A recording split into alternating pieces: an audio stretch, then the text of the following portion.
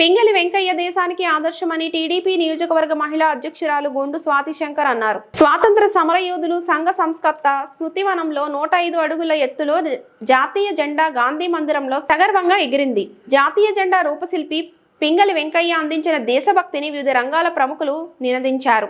శ్రీకాకుళం గాంధీ మందిర ఆవరణలో పింగళి వెంకయ్య 147వ జయంతి వేడుకలు శనివారం ఘనంగా జరిగాయి. పింగళి వెంకయ్య విగ్రహానికి Gondu Swathi Shankar Lions club Srikakulam central అధ్యక్షురాలు డాక్టర్ పైడి సింధూరతో పూలమాలలు వేసి ఎగరవేశారు. అందరికీ నమస్కారం. ఈరోజు పింగళి వెంకయ్య గారు 147వ జయంతి సందర్భంగా విగ్రహ ఆవిష్కరణకు రావడం జరిగింది. ఈ పార్కు చాలా బాగుంది. నేను మొదటిసారి రావడం. నా మనవి ఏంటంటే ప్రతి స్కూల్ పిల్లలకి ఇక్కడికి తీసుకొచ్చి దీని గురించి మన జాతీయ నాయకుల గురించి స్వతంత్ర సమరయోధుల గురించి తెలియజేయాలని ప్రతి ఒక్కరికి కోరుకుంటున్నాను. మన పిల్లలందరికీ ఈ విషయాలు తెలియాలి.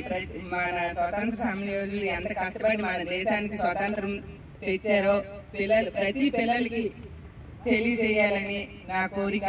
గాంధీ మందిరము కూడా చూడటం జరిగింది. ఇది మొదటిసారి నేను ఇది రావడం. చాలా బాగుంది. నాకు తెలిసిన స్కూల్ వాళ్ళందరికీ తెలియపరుస్తాను. మీరు కూడా ప్రతి స్కూల్కి తెలియపరిచి పిల్లల్ని తీసుకొచ్చి ఇక్కడ చూపించాలని నా మనవి. ఈ అవకాశం